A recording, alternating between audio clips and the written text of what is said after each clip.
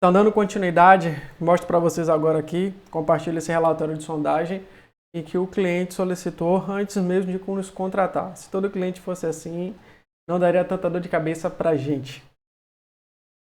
Mas vamos lá. Basicamente aqui ele contratou 3 furos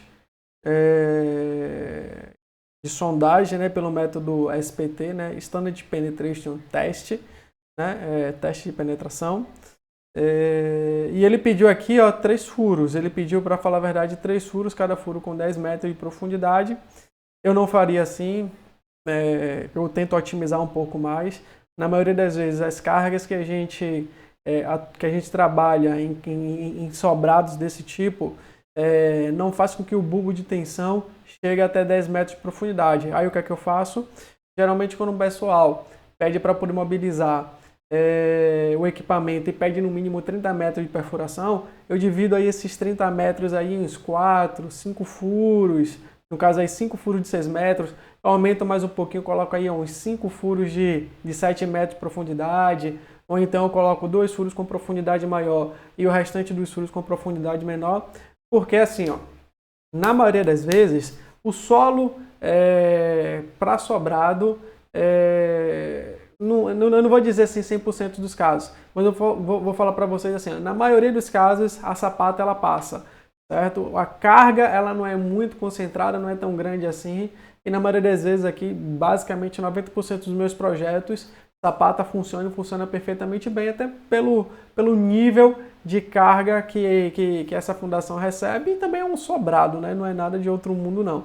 Tudo bem que eu já fiz portarias com estacas, né? Um solo extremamente pobre, muito ruim, nível de água a 60 centímetros de profundidade lá do nosso zero, mas na maioria dos casos eu pego o solo ali que tem SPT 6, 7, 8, 8 é o melhor dos mundos, até 10, 12, já peguei projeto com SPT de 20, que para mim, foi o melhor solo que eu peguei em toda a minha vida, foi um sobrado, no litoral norte também, aqui da Bahia, em que o SPT estava dando 17, 19, 25, extraordinário. A gente tem que limitar 20, né, de acordo com a NBR de fundações, mas eu queria compartilhar uma coisa aqui com vocês também. Para quem não sabe, fica agora registrado, existe uma norma para fazer a programação de sondagem de simples reconhecimento do solo, que é aqui a NBR 8036. O que é que eles recomendam aqui? Número e locação das sondagens. Basicamente, essa norma nos orienta da seguinte maneira. Para terrenos de até 1.200 metros quadrados, aqui está vendo aqui, ó, até 1.200 metros quadrados, a gente segue essa norma aqui. Ó. As sondagens devem ser, no mínimo, de 1 para cada 200 metros quadrados. E de hipótese nenhuma, se eu tenho uma área de até 200 metros quadrados, eu não posso ter menos do que 2 furos para essa área, para a área de projeção do edifício e 3 furos para uma área entre 200 a 400 metros quadrados. Como eu levo em consideração, basicamente, a mobilização, né, já que eu vou ter que mobilizar o equipamento, eu vou precisar de 30 metros de perfuração de sondagem. No caso aqui de 200 metros quadrados, eu não vou mobilizar uma equipe num terreno de 200 metros quadrados para poder fazer 2 furos de 10 metros ou 2 furos de 15 metros, que para mim realmente é um pouco desnecessário. Então, na maioria das vezes, eu faço aquilo que eu disse para vocês. Coloco uns 2 furos com profundidade um pouco maior. Como na maioria das vezes eu recomendo às empresas que fazem sondagem para os meus clientes fecham com essas empresas e eu tenho, quer queira quer não, um pouco de acesso à equipe que executa a sondagem. No dia que eles começam a fazer a execução, no dia que eles começam a executar a sondagem, eu dou uma ligada para o chefe de campo e pergunto: e aí, cara, como é que tá o solo aí? E aí ele começa a me falar: pô, Danilo, o solo está descendo muito rápido aqui, a sona está descendo muito rápida, o SPT está muito baixo. Eu vou e pergunto logo: ele está dando quanto? Os primeiros 30 e os últimos 30, quanto é que dá mais ou menos? As primeiras camadas e as últimas camadas. E ele fala: pô, Danilo, está dando 3, está dando 4. E aí eu chego para ele e falo: então eu preciso de uns 2 ou 3 furos até o impenetrável. Porque se eu precisar projetar uma solução de fundação profunda, eu já tenho os dados de sondagem. Mas se ele fala para mim: Danilo, tá tranquilo, tô com 8, tô com 7, tô com 9 9 golpes aqui, eu falo: segue o barco, faz aquilo que a gente já combina, que é 6 metros de profundidade. E por que eu chego nesse número mágico? Vamos lá. Levando em consideração que eu vou fazer uma escavação para poder assentar minha sapata a 1,5 metro de profundidade, eu já considero ali o segundo furo de sondagem. Na maioria das vezes a gente faz, pelo menos eu faço, uma fundação. Acho que a maior sapata que eu fiz para sobrado foi uma sapata de 3 metros de comprimento, não foi nem isso. Acho que foi até menos, foi 2,50 metros. Como eu levo em consideração a profundidade do bulbo de tensão 1,5 vezes o menor lado da sapata, ou até 2 vezes, se eu pegar ali 3 metros vezes 2, eu tenho 6 de profundidade. Certo? A partir dos 2. Então eu só preciso no máximo 8. Se eu preciso de uma sapata muito maior do que isso, eu já começo a pensar em uma solução de estar com um tubulão, uma solução de fundação profunda, porque não vai fazer muito sentido. Beleza? Então o que acontece?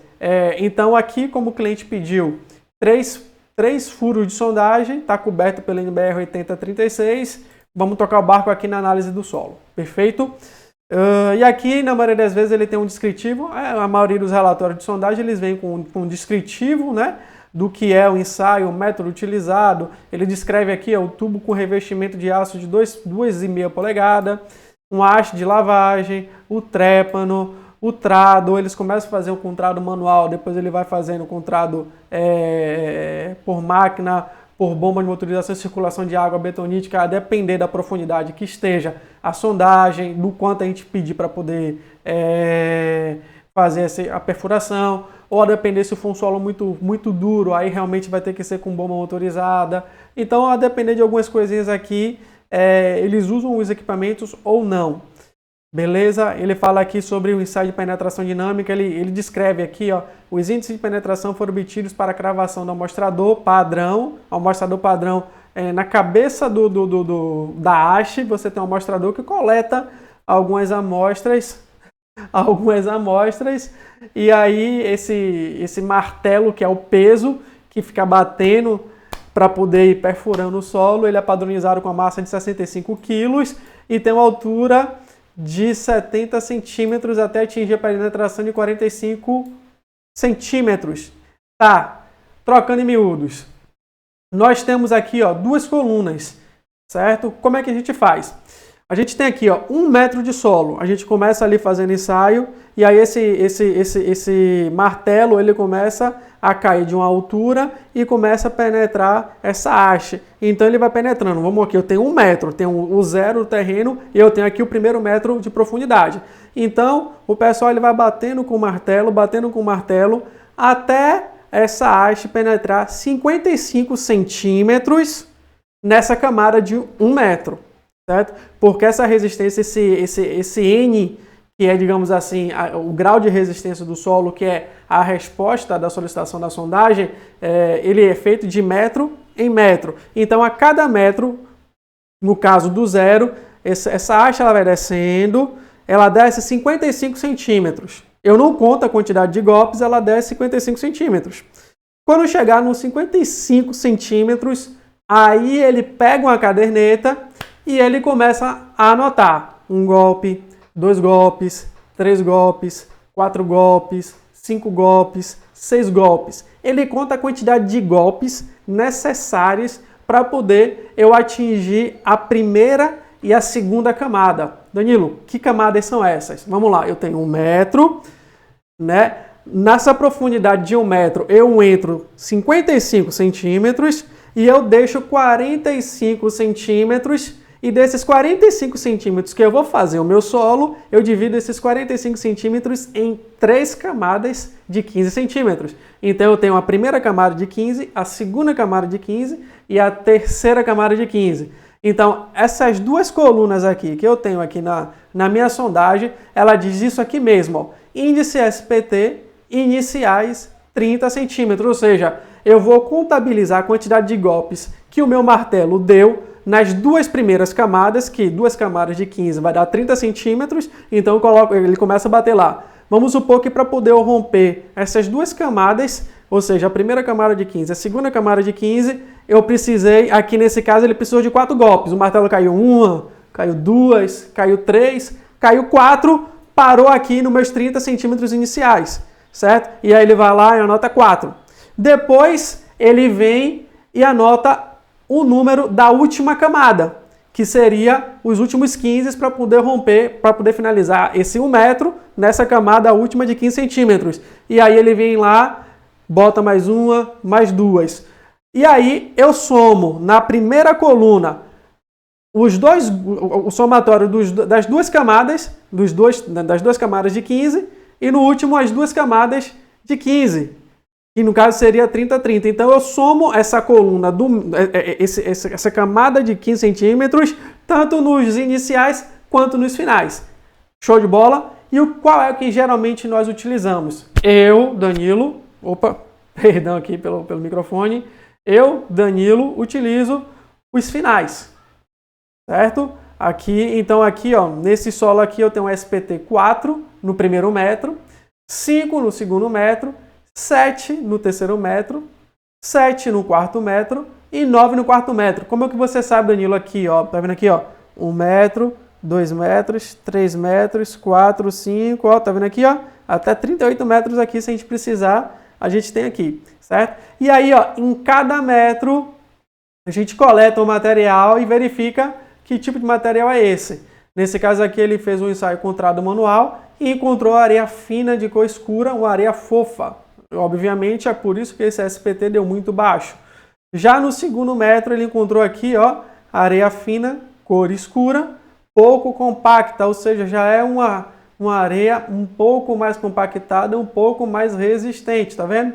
E aí aqui eu tenho, ó, no terceiro metro eu já tenho um misto aqui de areia fina, cor escura, voltei ali, areia fina, cor escura, só que ela agora também está um pouco compacta. Eu tenho um misto desses dois nesse terceiro solo. Eu já tenho um solo aqui um pouco melhor, de 7 de NSPT. E aqui nesses últimos metros aqui, eu tenho areia fina de cor escura, medianamente compactada. Ou seja, aqui era pouco compactada e aqui medianamente compactada, então eu tenho uma resistência um pouco maior, certo? Isso daqui no primeiro furo. Já no segundo furo, eu tenho, digamos assim, o mesmo procedimento. Vou lá, desmonto lá o tripé, monto na localização do segundo furo, coloco o martelo, limpo o furo, verifico a cota desse furo e começo a bater.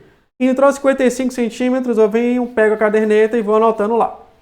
Certo? Então, da mesma maneira que ele fez no primeiro furo, esse SPT aqui número 2, nós encontramos aqui, ó, uma areia fina de cor escura, certo? Então está condizente com o primeiro furo, areia fina de cor escura, pouco compactada, areia fina de cor escura, pouco compactada, areia fina de cor escura, medianamente compactada, e eu tenho aqui a resistência de 7, 8, 9 aqui. Ou seja, eu vou ter que desprezar essa camada de 1 metro a título de assentamento, porque eu assento a 1,5 metro de profundidade. Isso daqui é bom para poder a gente saber o peso do solo que vai em cima da sapata e quanto ela já resiste, certo? Então aqui eu considero aqui, ó, entre 5 e 6 eu considero até o pior.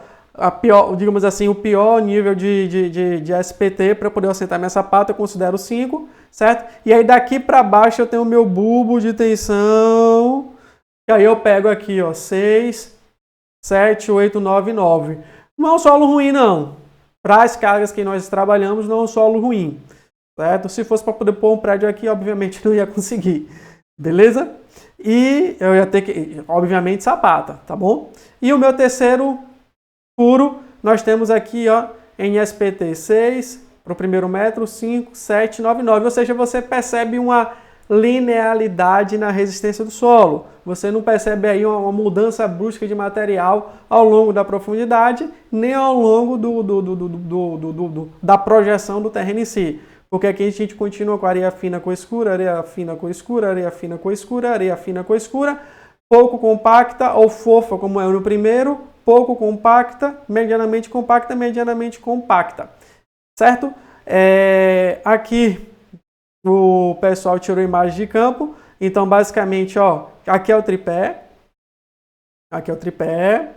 aqui é o trado manual, tá vendo aqui? O trado manual, aqui, tá vendo aqui essa alavancazinha? O pessoal vai girando aqui, e chega um momento que o solo tá bem resistente, aí o pessoal faz por retrolavagem, aí utiliza realmente essa bombinha aqui para poder estar fazendo essa retrolavagem e ajudando na penetração.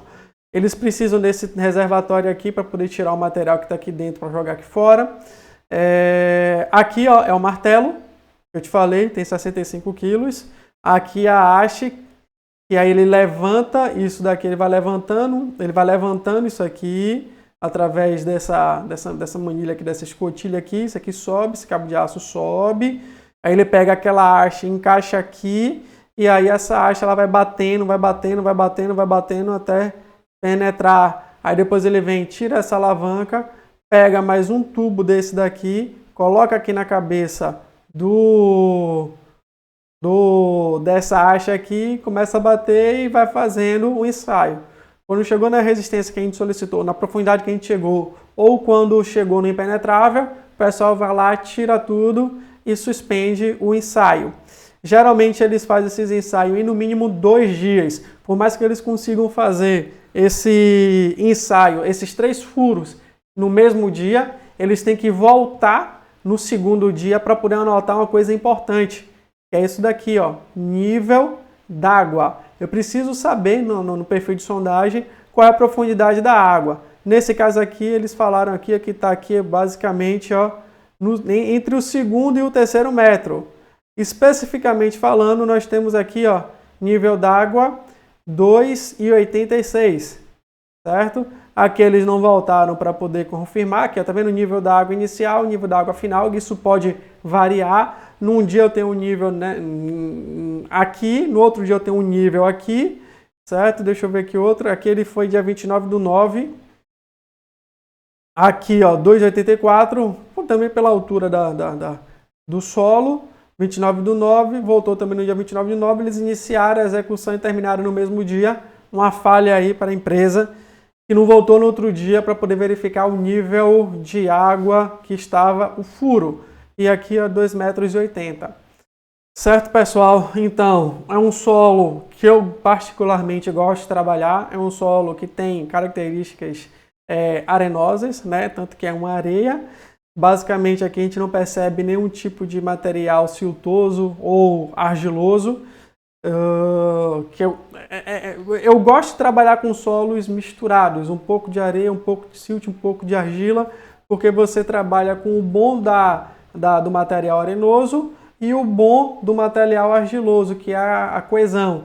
Nesse caso aqui a gente não tem um solo coeso, é um solo que se eu fizer uma escavação 90 graus, certamente no mesmo dia ou depois de uns 2, 3 dias, esse corte ele vai desmoronar até chegar o ângulo de atrito do solo, que é o ângulo de repouso do solo, de uma areia, e aí ela vai chegar ali para aquele monte. É que nem eu pegar um monte de areia, fazer um montinho, né, e deixar ele lá caindo naturalmente. Certo? E aí aquela inclinação ali é o ângulo de repouso do solo. Eu gosto quando o solo tem argila, um pouco de argila, porque ele tem um pouco de coesão.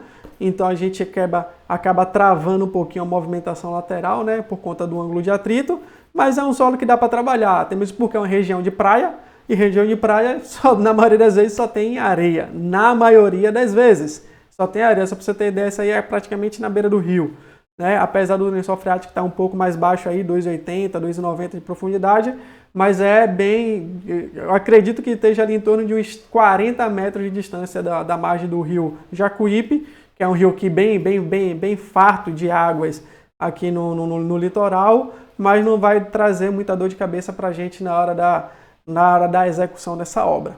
A resistência desse solo, como é que eu calculo? Como é que a gente troca isso? Como é que a gente coloca isso para dentro do projeto? Vamos lá. Vocês já perceberam aqui que eu tenho, digamos assim, uma constante. Vamos supor que eu assente a minha sapata sempre em 2 metros.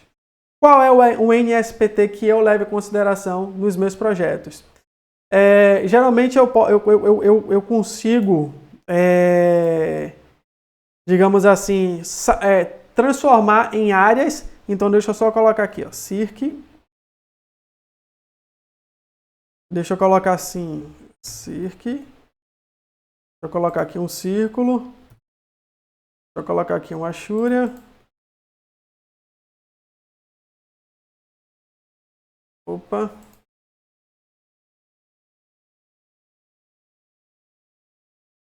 E aí eu tenho aqui, por exemplo, 3 furos. Vamos supor que os 3 furos eu não sei qual foi as localizações, mas os 3 furos fossem nesse sentido aqui, certo? E aqui eu faço, eu venho com um círculo maior aqui,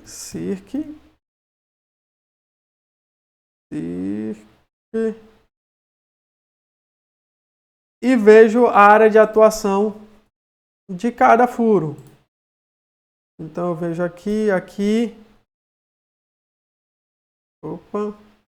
e aqui. Então, aqui eu percebo que eu tenho interseção.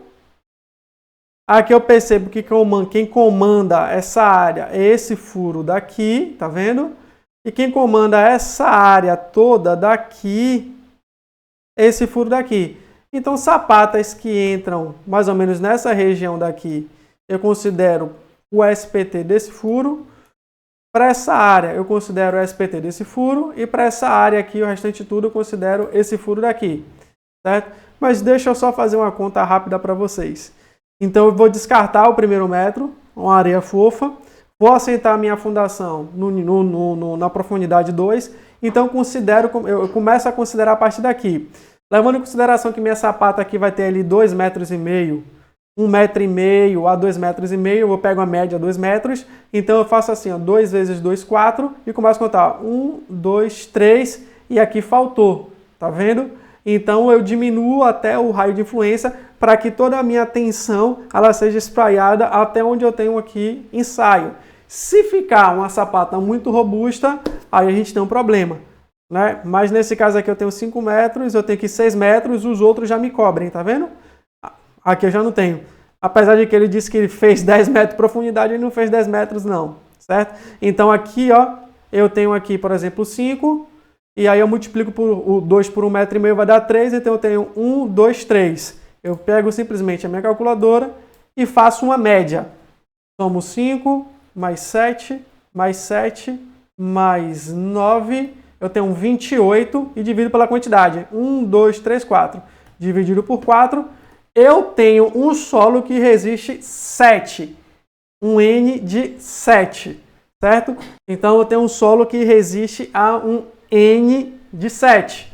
Então se eu pegar aqui, deixa eu só agora comentar aqui, vou pegar um lápis. Então aqui o meu NSPT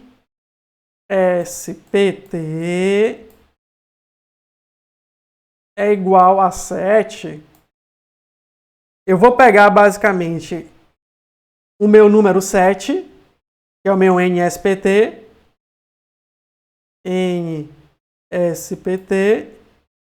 e a minha tensão admissível do solo vai ser igual a esse NSPT, eu faltou aqui o T aqui, dividido por 50. E aqui eu tenho o resultado saindo em MPa. Ok? Aí eu venho aqui, pego esses 7, divido por 50. O meu solo resiste a 1, vou voltar aqui, 0,14 MPa.